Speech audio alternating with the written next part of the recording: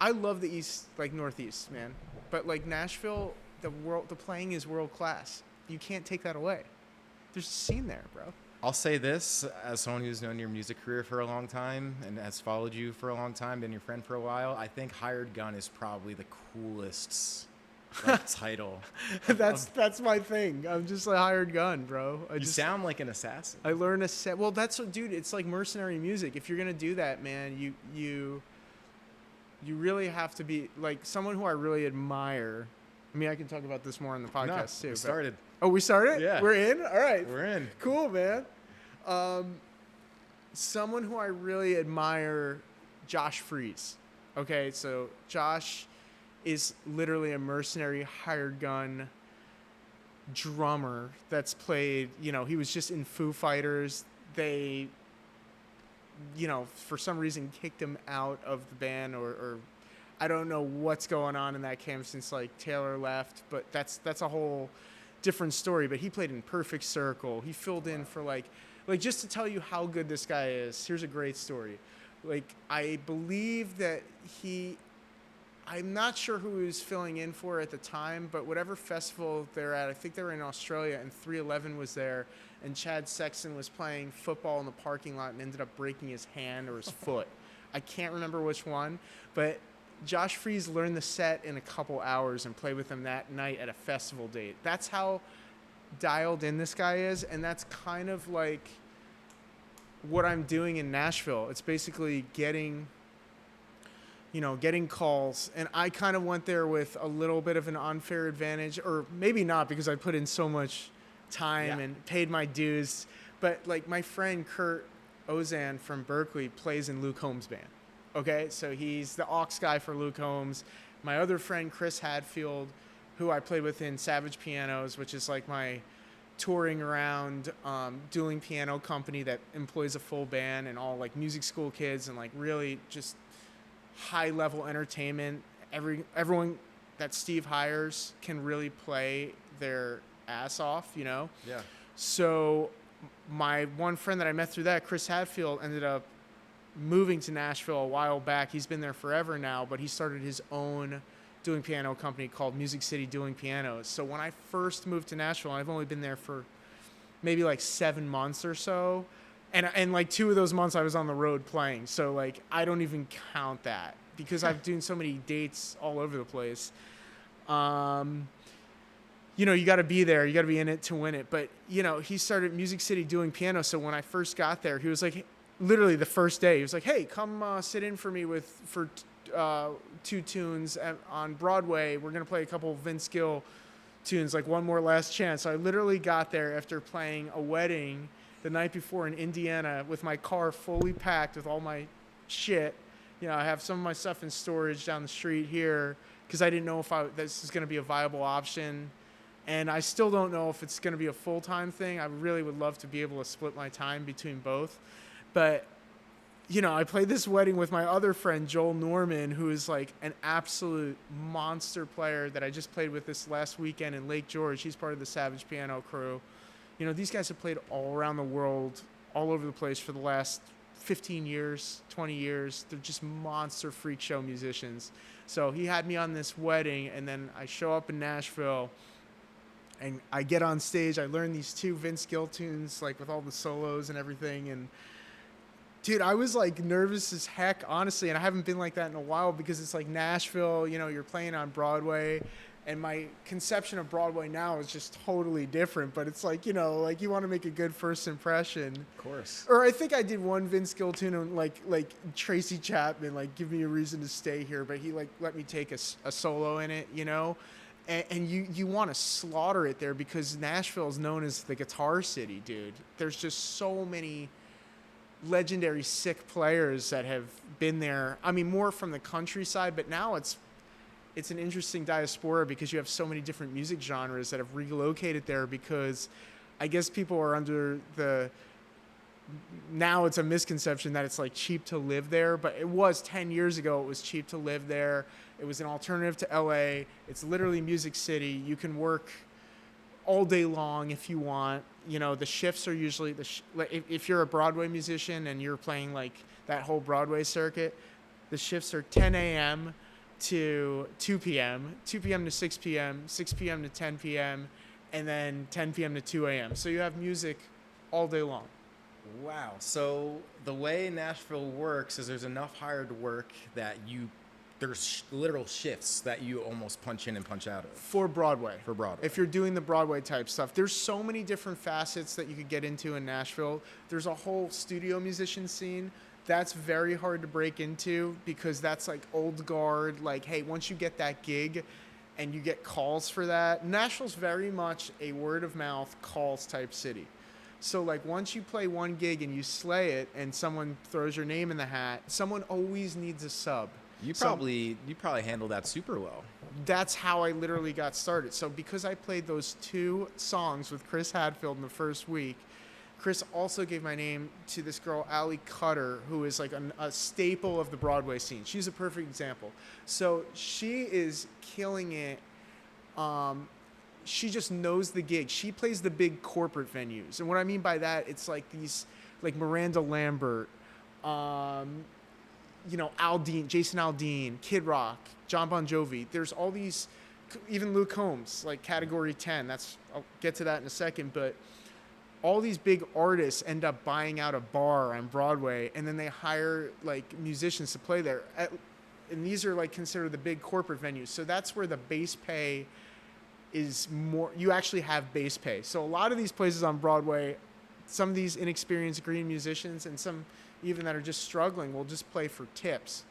And some are so good that they can just, they have a following and they'll play for tips and they'll make a killing on it. But it's nice to have a legitimate base pay. Because coming from the Northeast and playing these gigs, like I'm very spoiled with Savage Pianos.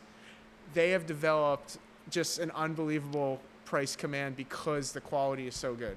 What's amazing to me is I think back around the time we really connected, I think what we identify that's like 2012 probably. I think 2011, 2012, definitely. Ironically, bro, I think it was in the gym, right? I think it was one of those like stereotypical bro moments where I'm just like, yo, nice squat form. And you're just like, hey, wow. Yeah. Because we're the only 2 squatting in there. Everybody else had chicken legs and they're just, true. They're all focused on upper body and nobody was putting the time. And I think like I recognized that Chris was like actually deadlifting and doing like core movements. And I was like, this kid's rules, like that to me, that's real lifting, or was back then before my body was so injured and you know what I'm talking about. Yeah, we definitely talk about training modalities at some point, but my point of bringing this up is 'cause I remember when we first met,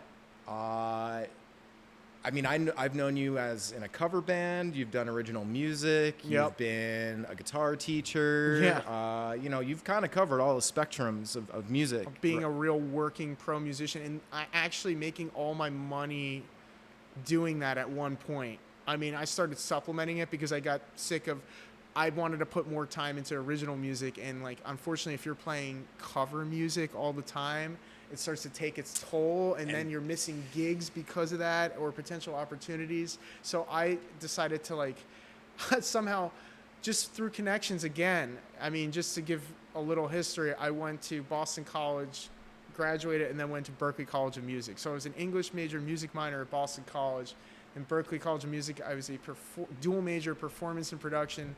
Realized very quickly that I'm a performer and I hated production. I'm really good at mixing, have good ears, have good ideas, but I hate the technical side of it. I really don't like looking at a computer screen, and that's a totally different art form. So I've always worked with people that are really, really good or try to team up with them and that are fast with that. You know what I'm saying? I do. I think it's kind of incredible because I remember going to some of your gigs with some of the original music, which was fire, by the way. Thanks, man. Like a lot of that old stuff is like truly even now because I have some of the old CDs. I was taking a little peruse even from like Bowie Meets Machine to Circuitry, just sort of like reminding myself of that headspace. And I just started to remember just the different gigs you'd play. Like they'd be at all different kinds of places. Wacky Places. Like I've seen you pop up in art studio, but I've seen you pop up in just like whatever random Point Pleasant bar. And what's miraculous to me is you were kind of doing that for a while, and I would say probably at a high level. I don't think making original music is an easy thing to do at all, let alone market it. Totally different skill set. It's the essence of DIY and being an actually entrepreneurial Unfortunately, You have to be. It's a business. we didn't make much money doing it. I feel like the music we were playing would have been more accepted like 5 years. We were just a little bit too early with the Boy Meets Machine stuff. Probably, to me, that was very dear because that was like, I really think that, and circuitry is very, very cool too. I mean, that's a shame that we were right there. But like even Boy Meets Machine, we were right there. We're doing record showcase for Atlantic Records. Just, you know, when you say the wrong stuff and you're green, It is very much a business, right? It's like anything. You have your product at that point is the music that you've had to create. It's like manufacturing anything else, and then you have to find distribution. So it's like you got your record labels and all that shit, but it's not just you. I mean, at that point, it's timing. It's timing. We were just too on the cuffs because, you know, I had met Joel online through a mutual friend, and we just started writing together, and we were writing some really awesome stuff. And then we get this. He had one song, the original recording of "Under Your Bed" blew up on Atlanta radio. And it was a huge. That song was dope. Yeah, and you heard like the secondary version. The original version of that on MySpace was like a crazy hit, and it blew up on MySpace. It was like it cooking still then? Like it was 2000. So that was a little bit before I entered that band, because Boy Meets Machine was really Joel's project, and then I started writing with it and kind of. I don't want to say we were kind of on the same page of what we wanted to do, but I definitely changed the direction a little bit, you know, or just the way you play is pretty distinct, and I could even say that as following some of your records. Like I could tell if you're on a track actually playing. I think you make it challenging for yourself. Yeah. Your solos, and I think definitely did. That's always the game, but like I try. Really, the cool part about Boy Meets Machine was we were incorporating that stuff into the actual music as well, and that was our detriment to where it was like it was almost too proggy for the time period. It was like we called it like prog pop. I see why, because it was like pop punk with like guitar leads all over the place and like weird time signatures, and you know, like that one tune, like it blew up. We got the invite to come down. We got flown down to Grand Hustle Records in Atlanta. So we actually flew to Joel's parents' place in Huntsville, Alabama. We all hung out there. We rehearsed for one night all of the 5 songs we were going to showcase for T.I. Wow. So the rapper, that's his label. T.I. And they put us up in like some crazy mansion for a night in that was totally weird, dude. There was like drug usage going on and like not from us, but just everyone else who was staying there was just very seedy, man. Yeah. And, you know, we get to do this showcase, and it's so funny how things pan out, because we had even back then, you know, a very elaborate rig, and we were using like the computer to trigger stuff. And I was like, I remember like doing the rehearsal, and I'm like, are they going to have like, be able to accommodate this stuff? Like, do we know anything about the space we're playing in? And nobody knew any answers. And it was cool because I was playing this with Walton McMurray too, who I just came off a cruise ship with, who now is the drummer for Caitlin Butts, a massive country artist. So like, I mean, again, my contacts are these guys are sick players that have like dedicated their whole life to doing this. And I just talked to Walton like last week, and you know, we get to that showcase, and the night before, I'm like, hey, guys, just in case, this seems like a really elaborate setup. If anything goes wrong, just remember, keep playing like nothing happened. Mm-hmm. So we get to the showcase, and it's like, again, like more seedy people, like just, you know, the solo cups with no one knows what's in it, like a weird group that we're showcasing for. And we had a dude, Elgin Wright, like called Big E, who set up this whole thing, and he was legit. Like, he got us this thing, and he was like, dude, there's a deal. They want to sign a rock band. Like, the deal's like literally on the table. All you guys got to do is crush this set. We end up crushing set. What happens during the set? The power goes off. Oh my God. Dude. So, but everyone miraculously keeps playing. Power comes back on. The track is in the same exact, where it should have been. We stayed right on. Somehow, like through a miracle, because we like just dialed these songs in.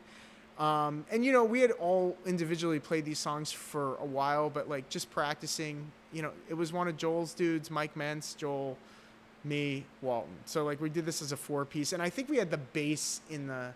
Or, no, Joel was playing bass and singing. Okay, that was crazy. So, that was in that period. I forgot that he did that. And they were hard bass parts, too. So we killed the showcase, and we're like... And Big E's like, yes, this is awesome. These guys crushed it. And we get done, and they go, so, you know, what is, you guys have been playing together for a while, huh? And, you know, Joel, who was like literally 20 years old at the time, or 19, I don't even remember, was like, this is the first time we ever played together. Oh, my God. Dude, as soon as those words escaped his mouth, and we had literally said, hey, just say that, like, I think Big E even said, like, just play this cool. Just, you know, you got this song. We get you signed, get on the road. As soon as he said this, and this is before, remember, this is like 2010, I would say, or 2009 or 10. This is before, like, people were signing internet bands and, like... Well before. You still had to get a label, like, like, you had to be able out there playing. Like, nobody understood the dynamic of blowing up online. It was MySpace. It was before, like, Instagram was really big. It was before That's crazy. YouTube. That's not even that long ago. It's not that long ago, but this is what we were in. And I saw all the heads turn. And, you know, they go, yeah, maybe we'll revisit. If you've never played a show together, like, we're not signing. Risky. And dude, as soon as Joel uttered those words, like, Mike Mentz literally was packing up his guitar. He was just like, everyone put their head down. We're like, we're not getting this. Because I saw the whole energy shift. And that was like, that's what extreme hubris and youth, like, combined. Like, Joel needed to not say that. And that's something that I'll never forget, because that was an unbelievable opportunity that was totally squandered. That would have been probably imploded. And usually when things don't happen like this, they happen because they're not supposed to happen. So that probably would have gotten to the road. We would have had to recoup all this money, gotten signed, and done nothing. You guys are just literally oozing talent, and that was enough at that point. Well, yeah, man. And like, the other thing was T.I. was in jail. So that label folded slowly, like, shortly after that. That label was, like, shot. It was a mess, dude. And you could tell by, like, what was going on behind the scenes. It was super weird. And then, like, you know, we're driving back, and I remember Joel's younger brother, Jesse, was like, I don't think he said anything wrong. And I was like, yeah, he definitely did. He blew the whole deal. Like, dude, what are you talking about? Let's just sit in silence and reflect on this.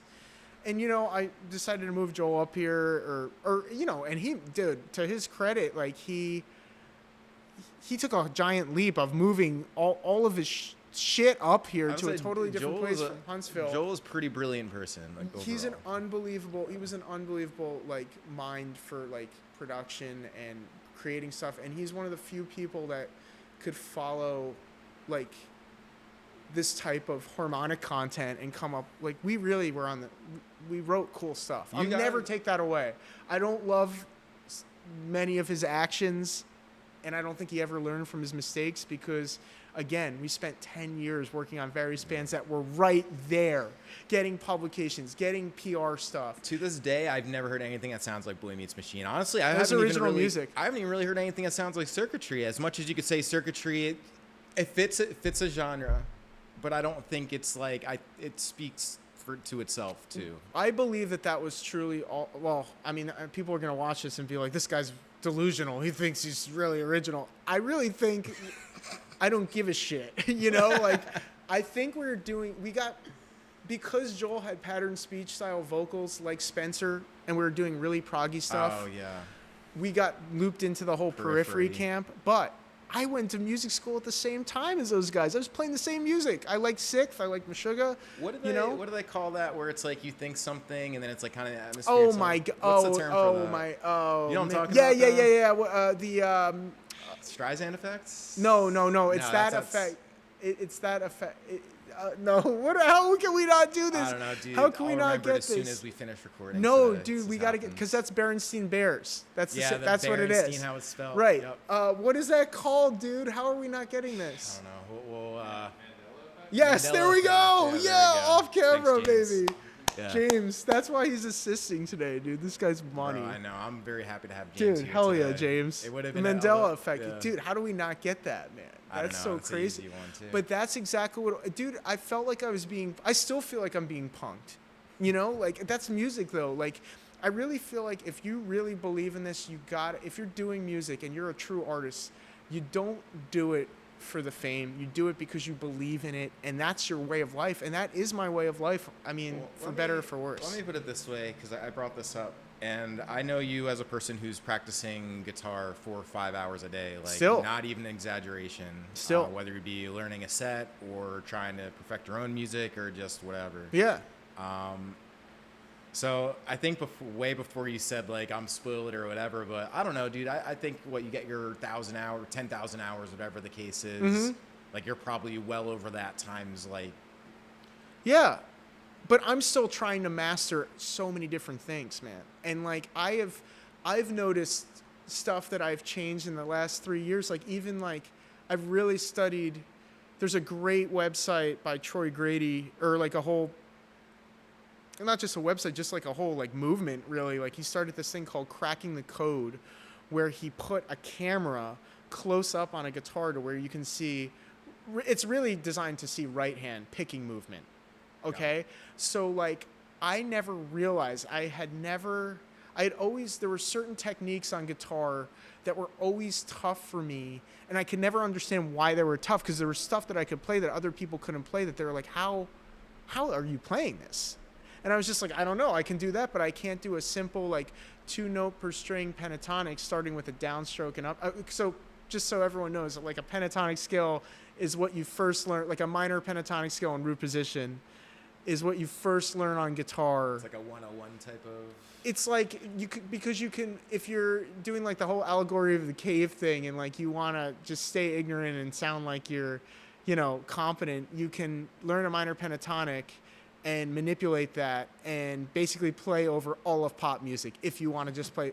And dude, we could expose the Pop industry, the hypocrisy and just the ridiculousness of just what certain people call a genius. Yeah, well, that's the funny thing. There's a finished product that sounds good, and then there's like really something composed very well and carefully and performed as such. Well, I think it's this, dude. I think it's more about there's few people that are educated in music. There's more people that are there's the general populace that doesn't know a damn thing about music that might hear someone,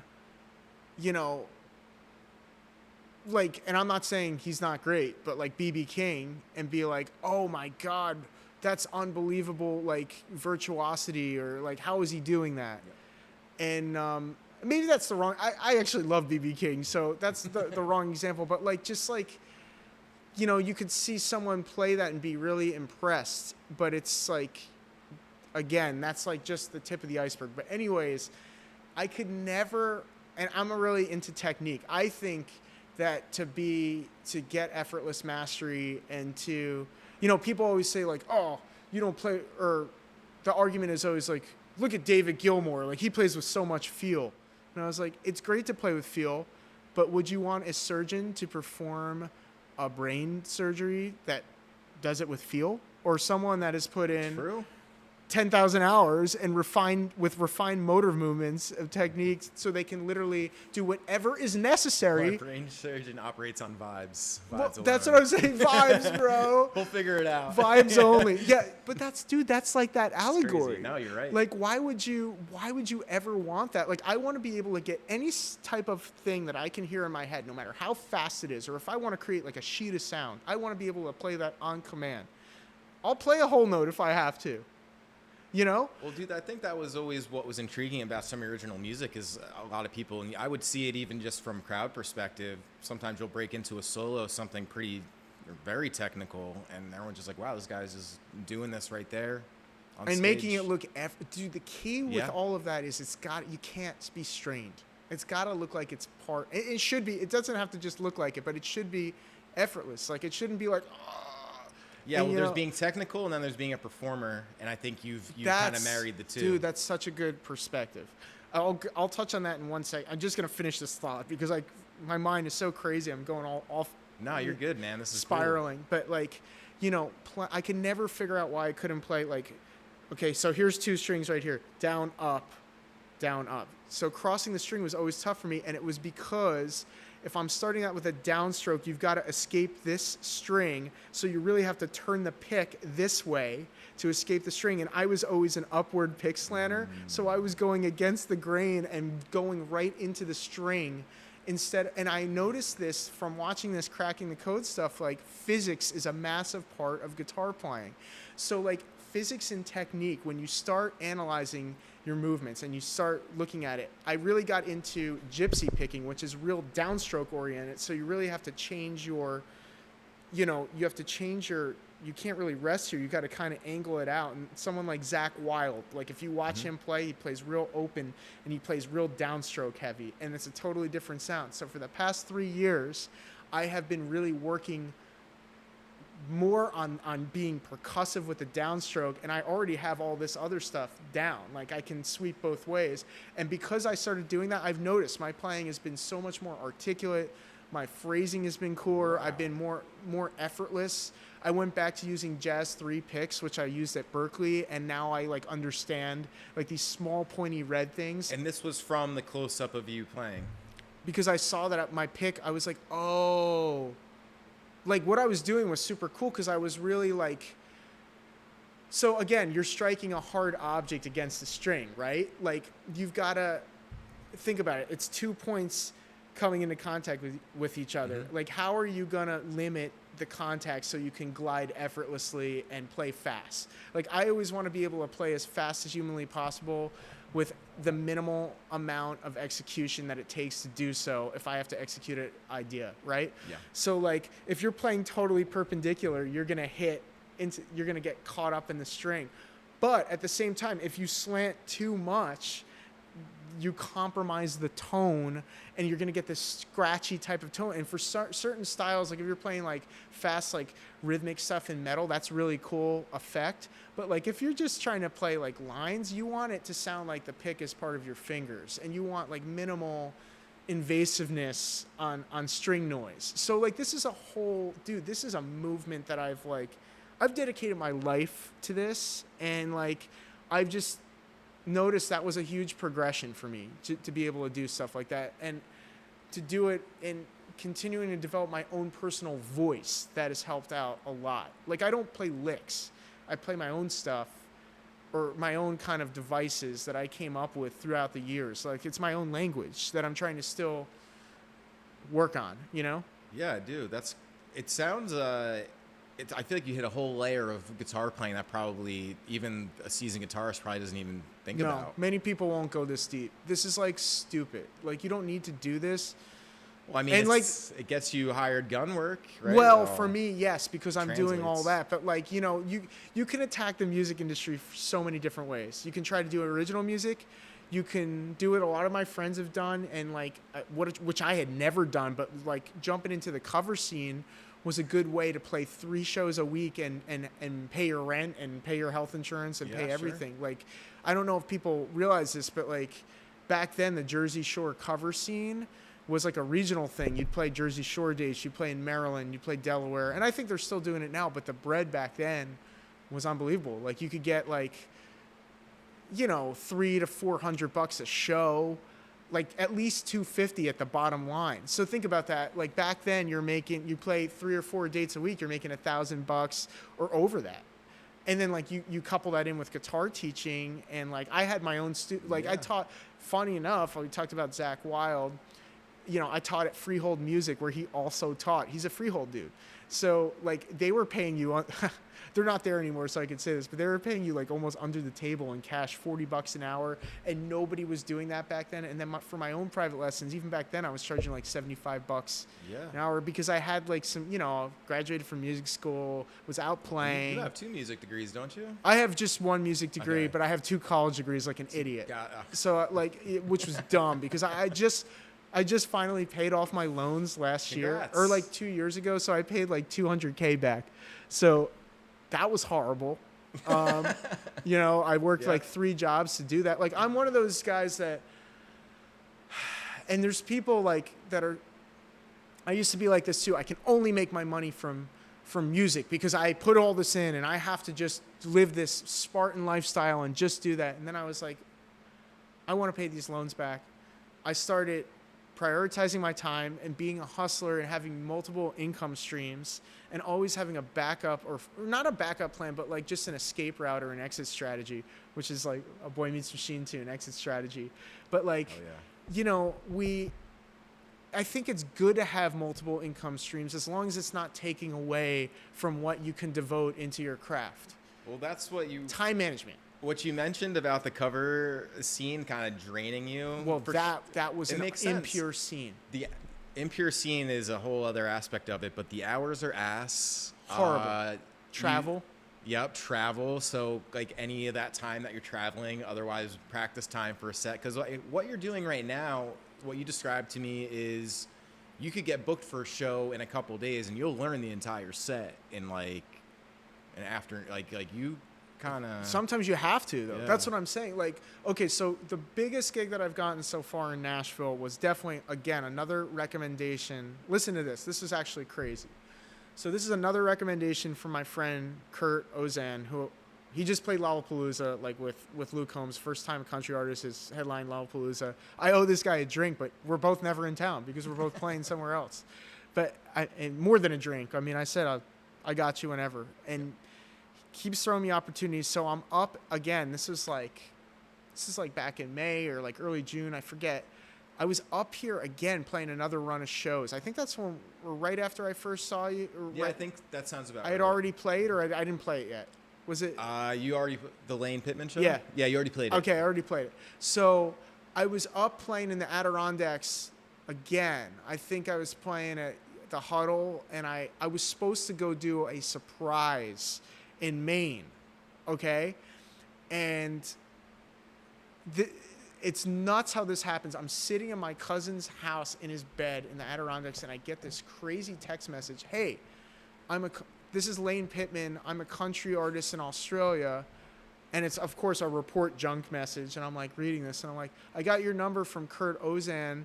I have to play CMA week next week, and I can't bring my band over. It's short notice.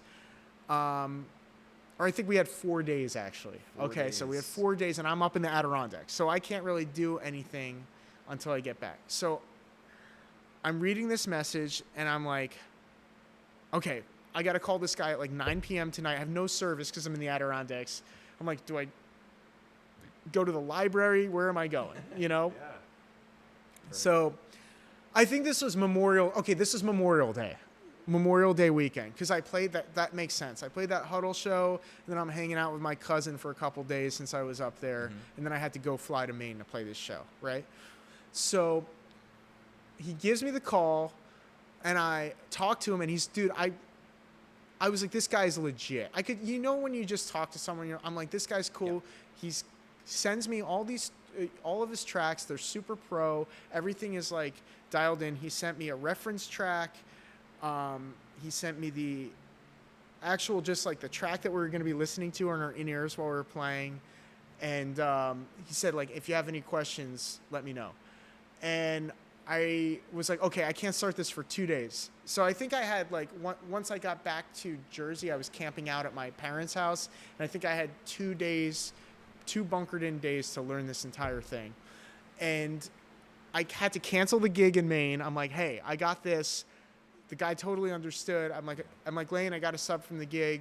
He's like, thank you. This is really cool. And he's like, do you know like a drummer and a bass player? And I was like, yeah, I do. Like, I just did a session with this guy, Wes, who's like a perfect guy for this because he's so good with tracks, and he's a tech guy, and he's super professional. And just from how he played, I think he could bang your stuff out. He's super sick. He's easy to work with. And then my friend Truman, who plays bass, at this Alley Taps jam that I started doing on Thursday nights, which is just like, you show up, you jam. I went there and I played for free. I was just like, I want to break into the scene. I want people to know that I can play. Chris Hadfield hooked me up with these guys. And dude, because they're like, oh, I wish I could pay you like the first time. I'm like, dude, this is your jam. I'm invading on your space. This is really restorative for me because I'm playing with, these guys are monsters. So it's this dude, Adam McDonough, that actually moved back up to Cape May because I think someone in his mom had Alzheimer's or something and he wanted to be closer. Super cool guy, great player, great vocalist. And I ended up using Truman for the Lane Pittman gig because he's a beast of a bass player. He's endorsed by Fender. He's been touring forever. I think he's a few years older than me. He's been just a killer pro player. So I give Lane like, and I think I gave him a couple backups too in case they couldn't do it. Those guys both sign on to the gig. I'm like, this is money. So I get back, I drive back from the Adirondacks, I go to the basement, I bunker in, I start listening. I instantly realize that like the the real tracks that he sends me, like the record label sent me the tracks like through their like listening. They have like a site that you can just go and listen through the whole thing if you're like, you know, a vendor and you want to book this guy. And I realized the tracks that he plays live there's a discrepancy in tuning between the tracks. So I'm like, oh no. So I'm like, how am I going to do a record show, 2 different record showcases? One was at Luke Combs' bar, Cat 10, and the other one was at like a smaller place in East Nashville. I forget the name of it right now, but we had to do 2 shows in one day, basically. Yeah. And this is like all industry people were there. Like you're playing for like producers. Like this is a big deal, CMA week in Nashville. So I'm like, how am I going to do this on one guitar so I don't have to change? So I ask him, like, what's with these tuning things? And he's like, yeah, my voice, the dude's only like, what is he, like 19? Like, he's super young, dude. And he's like, I hit puberty and I can't, like, I had to take this down a half step to do it live. And I'm like, this is freaking insane. Whoa. So I'm sitting there, you know, with Lane and I'm like, okay, I'm going to do this. I figured out if I tuned it down, like, and kept it in E-flat tuning, E-flat standard, I could play all the tunes. I mean, some of them, again, I'm not using capos or anything. I'm just moving around, using different inversions. But I will say I learned every single guitar part that was on that record. I learned all of it. I learned the lead lines. I learned the 2 solos that are on the record. And he gave me the 2 solo spots to take. He was like, get up on that light box and rip the solo. So, like, these are pivotal moments in a career that like now I have that as a calling, like I can show that footage and be like, here's what I can do. I just played with this major artist. We end up playing the shows. We crush the shows. They sound freaking awesome, get a great response. Lane is a killer performer. He was really unselfish. He let the band shine. And it's just like, you know, when you work with guys with a good management crew and like who have their shit together, it is so different than like, and I've worked with people that, and I've played big shows and I've worked with people that like, I'm like, don't have it together. Exactly. Like, and how are you how touring do you the nation? How are you like not broke? I feel like that was kind of how it was for a lot of even big rock bands, right? Some of those guys Still, are just like a mess. Look at Billy Joel. Billy Joel's long time, you know, back in the day, like his agent like basically robbed him. You know, like he took all his money, bankrupted him. I think Elton John bailed him out, dude. So like, I didn't even know that. I think that's on this documentary that's now on Netflix. My mom was explaining it to me. Dang. I didn't know Elton John bailed him out too, but I did know his manager screwed him over because I played with this other kid, Jesse Kinch, who won one of those TV shows, Rising Star, and he played on his record, Liberty DeVito, who's the original Billy Joel drummer. Like, he's from Long Island, so that whole scene, he played on Jesse's record. So I started hearing some of these stories from, you know, some of the producers that I work with there. It's really not enough to just be an insanely talented musician. You have to have too many layers. You have to have such a drive and such thick skin.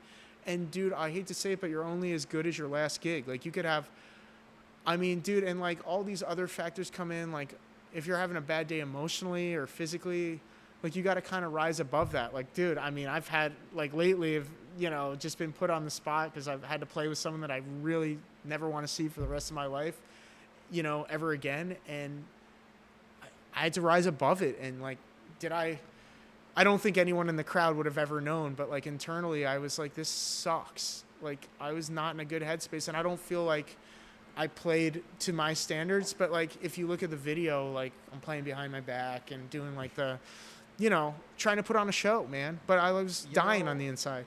I think it's actually because I'm a big proponent of things done in live time, like even the podcast, right? Like do it live. Even how you started this. That's it. We didn't even know we started. Well, you are the perfect person for this because you have done how many live shows in your lifetime at this point, right? Oh, like dude. you just know how to handle that atmosphere. I can't because even count. It's pretty vulnerable. Like there's a lot of times I'll get someone on here who's just nervous because they're just, you got to coach them a little bit, make them feel comfortable. But there's a whole difference of being able to do something and being able to do it in live time in front of people to a point where you wouldn't even know. And that is a whole art form, which is why I like live media so much because it shows that. Yeah, but you're comfortable too, man. I mean, it's not easy to interview someone. Like, you're not over talking. You're listening to what I'm saying, and you're interjecting, and it's like insightful and thoughtful, and there's like a discourse. See, I think that a lot of people like. I mean, I'm gonna throw this guy under the bus because I don't care. But like Billy Corgan from Smashing Pumpkins has his own podcast. It is the most self-congratulatory garbage podcast I've ever seen. He interviewed freaking Wolfie Van Halen, and the guy couldn't get a word out because this guy kept cutting him off, saying how like what he was doing. I'm like, dude, that is not what this podcast should be. I'd be so embarrassed as a host. Well, he just thinks he's the greatest. He I don't know the guy. He could be super nice. Dude, I heard that. Isn't Billy Corgan like related to what's his name? He's like the comedian that he was in Breaking Bad. He was one of the goons. Like there is what the heck is that guy's name? Bro? Clement? No, dude. There's like the big dude, like the big guy who's laying on the money, and then there's the other guy. Billy Corgan's related to that guy? I think so. Dude, that's look at them. They look alike. They're both bald and shit. That's do you know what the guy's name is, James? Do you know? Bill Burr. What? Yeah. He's related to... Thank you. No, come on. I think so. Is that an urban it's myth? Either that's a rumor or whatever, but you look at them side by side, they look pretty damn Is that similar. like AI from Instagram doing something I don't like think so. I know what you're saying, though. Because Bill Burr plays drums, dude. He's actually like super into... We'll have to fact check, I guess, but like I'm pretty sure. But that... He's like... Got James dude, he knows. scrambling around like, what is this? No. Yeah, dude. I just know Bill Burr he's been in the mix for a while because he was one of Dave Chappelle's like writers. Like, yeah, he's cool. He's cool, dude. But anyways, so that just like off. But yeah, dude. So it's funny because even doing a podcast, like I've gotten kind of used to this environment. It's not super easy, but like I produce enough podcasts to where I at least know what a good host does, or I know what a good flow sounds like, where I could mimic that until like I'm actually a good host. Yeah. Totally. What are you, Billy Corgan? Yeah, Billy. I'm just kidding. Wow, you must listen to Billy Corgan's podcast. Wow. Actually, I've never heard Billy Corgan's podcast. I'd have to go listen to it, but this is straight vodka, by the way. Okay, no, yeah, totally. Yeah, I gotta hydrate. Here. Gotta hydrate, bro. Dude, there's so many areas I could take this with because you really have covered a lot of different areas of music. Yeah, you take me somewhere, man. I mean, like, we can cover so much. I guess it's just sort of like, so are you happier doing what you're doing now, being as good a performer as you are, than you were more focused on writing something or creating something? I still am writing original music. Okay, so I write with my friend who I do this shred session. I'm a guest on his guest host on his Shred Sessions podcast in Nashville. Drew Creel, who is like, that was my first real gig in Nashville. I subbed in for his metal band, Zaphon, who sounds kind of like Extol, like it's progressive death. Mm-hmm. Super sick player, and I've known Drew forever, dude. Like, we both had the same custom guitar maker, Frank Pasquale, make us custom guitars, and we stayed in touch. And they actually had that viral video back.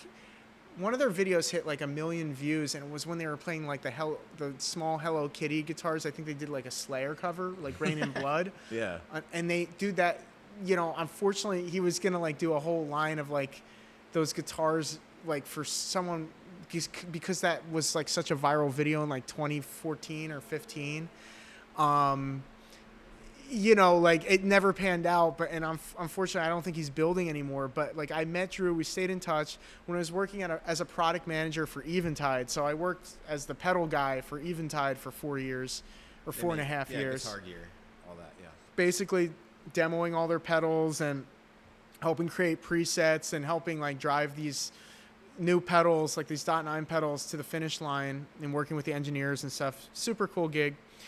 That's a whole other story in itself, because I was creating a lot of original content for them too. Like I had a whole series called Preset Alchemy where I'd write an original tune using the pedals and like create a whole thing around that. I remember you doing that. Actually. Yeah, remember like I write like clips. That was really cool. And some of those ideas were sick. I just like I want to finish them, but like, you know, it's just like that was a sore spot too, because like that gig dried up. And that's a whole different story. But wait, where was I going with this? Where's the original? I was basically asking you which you like better, original music, or basically if you like where you're at more now. So I started writing with Drew Creel, and we have like we're doing like this cool, like, we don't even have a name for the project yet, but we released 2 tracks so far, and we got a third one that's like, dude, that's my favorite one so far. You guys got a lot of traction on those videos. Yeah, we did pretty good on them, and we haven't done, like, dude, we don't even have the music out. Like, when we really do a push, now we have Nathan Sletner playing drums on it, who is a Mino artist. And he's sick, and he's really breathed new life into this, and I think, like, I eventually want to play this stuff live, you know? That makes sense. Yeah, man. So I am like scratching that itch, and I think that this project could have some legs, because what we're doing is combining like jazz fusion with like post rock, shoegaze, and metal, which I don't think there's people kind of touching on that stuff, but not in the way that we're doing it. Like, I'm always trying to do my own thing, man. I don't believe in genres. I try to like just let the music speak for itself, as you know, like, you know.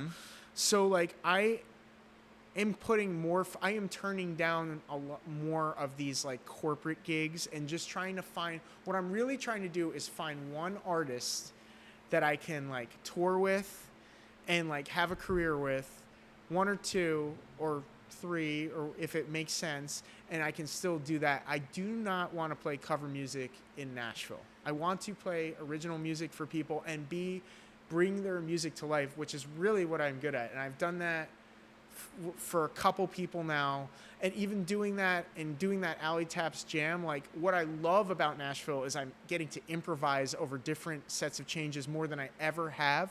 So that has increased my harmonic chops and being able to experiment live. When you do this live, it's not the same as doing it in your bedroom. It's a magical thing. And like all these guys and girls now, like, which is, you know, like, it's easy when you do it in the confines of your bedroom. When you have to go play this in front of people, shit happens. Shit hits the fan. Like, you know, you might not get the same. It's a communication, right? Music's communication. If you're not getting the vibe from the crowd, you might not come up with something on the fly, and you got to always keep your ears open. Or like maybe you're playing with someone in the band that isn't feeding you the right harmonic information at that time. You're gonna, or like is feeding you the right, you know, like you're gonna react to that. And I really am an improvisational player by nature, so like I like reacting to that stuff in real time. And I think like you gotta, if you're, like you said, you made a good point, like music is vulnerable. Like that music is very, like when you're playing live, you are super vulnerable.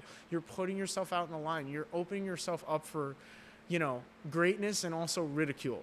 So like that is a crazy tightrope to walk. It's a lot of stress on like it's a lot of mental stress that you have to like kind of like chill from, which I'm not the best at, honestly. It's a lot of stress on the heart, because like I wear things on my sleeve. I'm very sensitive. I take things, you know, I've always been like, my mentality, and this is probably an unhealthy mentality, but it's been like an all or nothing type thing. And like, I don't know if I wouldn't be at the level I'm at if I didn't think like that. So I can't wreck on that, but I'm trying to still keep that in the back of my mind, but like adapt a little bit and like allow myself some graciousness, you know. Dude, we grow through discomfort. I think you put yourself in a lot of uncomfortable positions, dude, like a ton, and I think you've grown a ton. So what I will say, because dude, I'll talk with you all night here. That's the thing. Okay. No. We have to wrap this thing up. Yeah, I don't want to. But what we can do different. We can do different. We'll do we talked about some other projects too. You never know. I mean, I think it's cool. But because you already have a podcast in Nashville, which makes a ton of sense, and it's with your boy Drew, right? Who you're writing with. Yes, dude, and that one's cool because what we're doing, it's called Shred Sessions Podcast. So we're interviewing. Really, it started out as interviewing a bunch of local metal bands to in Nashville, but now we've branched out. And actually, tomorrow I'm doing this via Zoom. We have a crazy one with. I don't know if you've seen this guy. He's blown up. He's got all these viral rant videos about music school now. We're interviewing Danny Rabin from Marbin, who is like this unbelievable player, but he has basically attacked the whole construct of what music school is and exposed. And I can say this because I went there, and he's like, I'll show you his videos after this, and you've probably seen them because he's getting millions of views, and like he is causing a lot of discomfort in that scene, and he's getting wrecked, and he doesn't care, and he's still sticking to it, and he's freaking hilarious, dude. And he's just like, you know what? I don't give a shit. And like, there needs to be, honestly, I do agree with him here.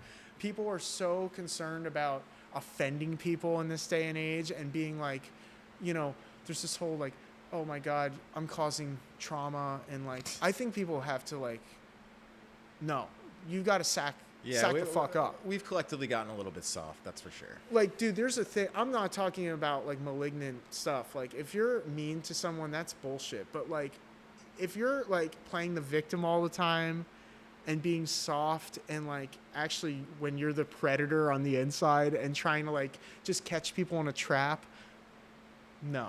Wolf and like sheep's clothes, bro. You had an album. Dude, I was writing about that in 2011. Literally that very thing. And I drew art that was right. You drew that art, bro. Yeah, man. I'm an artist too. So like, bro, like we need to, that guy, the fact that he is telling the truth and he is saying like, look, we need to be able to voice our opinions and not have this backlash where you get cancel Arthur Miller, like cancel culture, that's crazy like now. Salem witch trial shit. Like that has got to stop, dude.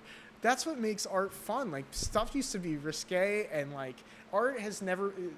Okay, so from the Shred Sessions, closing with this, from Shred Sessions podcast, we interviewed Barry Donegan from Look What I Did. Okay, so like a sick progressive band that played Warped Tour and like had Evan Brewer in the band and played all over the place in the early 2000s. And he said, he's another guy that said there are no genres. And I wasn't familiar with their music back then. I somehow missed them. And I started listening. I'm like, this guy, how did I miss this? This guy rules. And he's like, in that Nashville accent, he's like, man, he's like, dude, he's like, there are no genres, and you shouldn't play music where it's safe. He's like, play music where you're going to get knifed. You know what I mean? And he said it like that. And I was just like, dude, he's right. It shouldn't, the best art is never safe. Complacency destroys true artistic creation. Bro, that's really well said. Well, I'm glad you're still creating. I think you should be creating a lot more, bro. I mean, I think you're in a position to actually do well with it. So just keep going. Those videos look like they're doing well. Yeah, so some of them are doing pretty good. That's a good omen, bro. Some of them are doing pretty good. I got some stuff that's hitting pretty hard, and I went up, and not that this matters at all because I don't care, but like the followers have increased almost 1,000 like over the last month or 2 months or so. I just think that's a good, like, if that's happening, that's you probably adjacent to just you succeeding. I got to put more content out, I think, or like come out with an actual, like come out with a content plan and like at least put one video out a week. We're gonna get you on a content plan. I know, this guy's trying to help me out. This was all a ruse just to get you. Just shirtless podcast. Someone told us to do that. That's not my idea. Yeah, definitely none of our ideas. No. Here. Someone told us. Man. But dude, thanks for making this time, because I know like your schedule's pretty jammed. Like I think you're going to Mississippi tomorrow, right? I'm going to the Poconos, and then I have more dates in Maine, and then I'm going back to Nashville, and then I'll be back up here for Labor Day. Maybe we can do something, or like around that time. I have more man. gigs. We'll definitely do something. Could do like a follow up. This was pretty fun. So. If you want, of course I want. Make it happen, bro. Come on now. This guy's an OG. He's an OG staple of this scene, in case you don't know, which is unbelievable because we really, I don't know, like, was an artistic scene. Unfortunately, all these venues closed now here in Asbury. And I didn't have my art ready yet. I don't think you motivated me a lot. I think watching you guys set up, just seeing some of those little scenes, I followed suit, man. I was running tournaments wherever. Like I just was setting up because I was like, well, you just got to set up. Like if you don't set up, who's going to set up?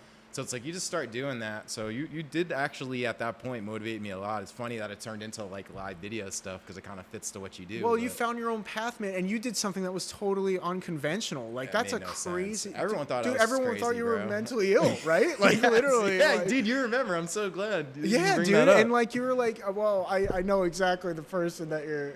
I think I know what's going on. You know my background story probably better than anyone. Right. And I was just like, dude, just do whatever you think you should be doing, man. Best advice you could have given me. So right? I appreciate that. Yeah, man. And you're doing it, man. So this is cool. Like, hopefully this grows. And, like, I'm happy to be part of the history whether it does or not. Likewise, man. And I say this is all fun anyways. I think that people who are really good at what they do, it's like your brain should be studied, but it can't be studied. That's fine. We'll just get a video and we'll just document it. I think it's just like we're mathing humanity, I feel like, to the internet. That's like what we're doing in 2025. That's truly how I feel. But, dude, it's a weird time period, man. Yeah. Hopefully AI doesn't. I think it's impossible. We'll never get taken over. Okay. If you know what? If we will get taken over, it's already happened and we don't know any different. We're already in the Matrix. It's already done. Okay. What's the sweat? That's how we're ending. Yes. All right. Well, thanks, I appreciate you coming through, man. Thanks for having me. Master Hand.